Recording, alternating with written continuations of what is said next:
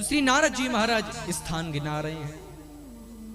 अहम तो पृथ्वीं यातो ज्ञात्वा सर्वोत्तमामिति पुष्करं च प्रयागं च काशीं गोदावरीं तथा हरिक्षेत्रं कुरुक्षेत्रं श्रीरंगं सेतुवंदनम् एवमादिषु तीर्थेषु ब्रह्मांड इतस्तत। भैया सबसे पहले पुष्कर गया, उसके बाद प्रयाग गया, उसके बाद काशी गया, गोदावरी गया, हरिक्षेत्र गया, कुरुक्षेत्र गया, श्रीरंगम गया, सेतुबंधनम गया और पता नहीं कई कई तीर्थों में गया, लेकिन शांति कहीं नहीं मिली मेरे को। और भैया सबसे पहले कहां गया? बोले सबसे पहले मैं गृहस्थियों के यहां गया, क्योंकि मैंने सुना है 4 आश्रम होते हैं। कितने आश्रम होते हैं? 4। कौन कौन से होते हैं पता है कि नहीं किसी को?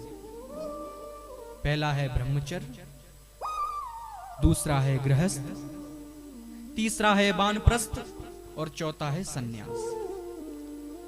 इन सब में चारों में से श्रेष्ठ है गृहस्थ आश्रम।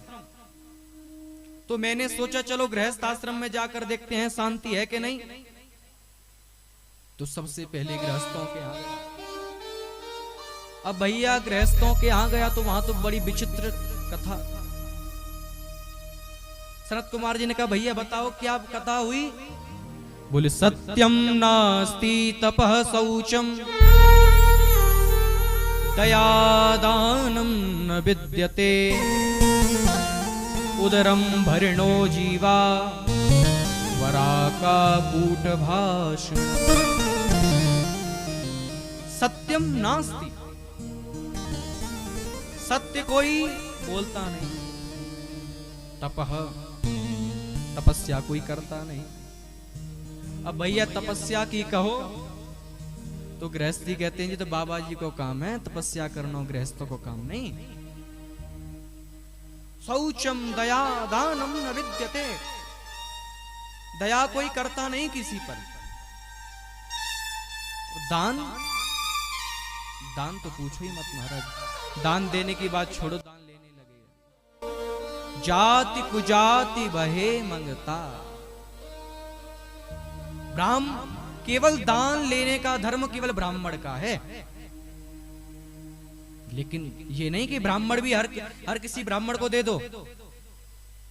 ब्राह्मण भी श्रेष्ठ होना चाहिए, ठाकुर जी का भजन करने वाला होना चाहिए, वैष्णव होना चाहिए।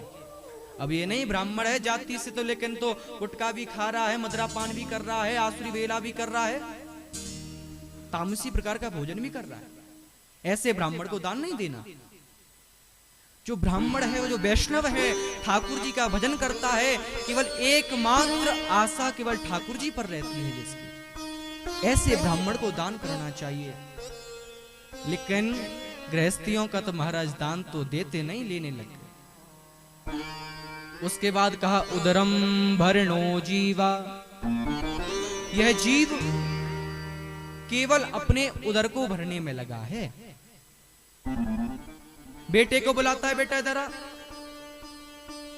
केवल उसको शिक्षा पेट भरने मात्र की दी जा रही है, संस्कार नहीं दे रहे। बेटा क्या बनेगा? बेटा ने कहा इंजीनियर बनूंगा। और क्या बनेगा? बोले डॉक्टर बनूंगा।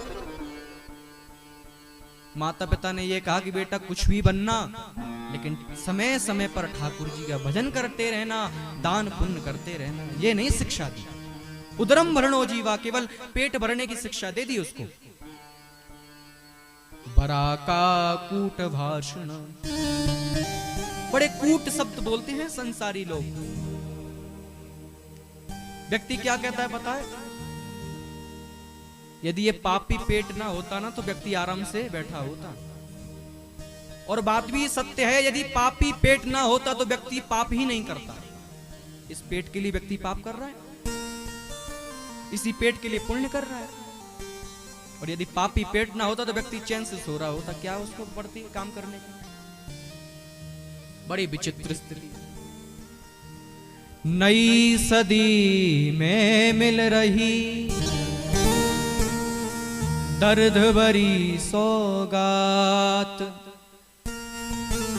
बेटा कहता बाप से तेरी क्या औकात। बेटे की तो बात छोड़ो, भाई भी करता नहीं, भाई पर विश्वास, बहन पराई हो गई, साली खासम खास। पानी भी आंखों का मरा नहीं, मरी शर्म और लाज। कहे बहू अब सास से घर में मेरो राज। इतना ही नहीं, अब तो अपना खून भी करने लगा कमाल। बोझ समझ माँ बाप को घर से रहा निकाल।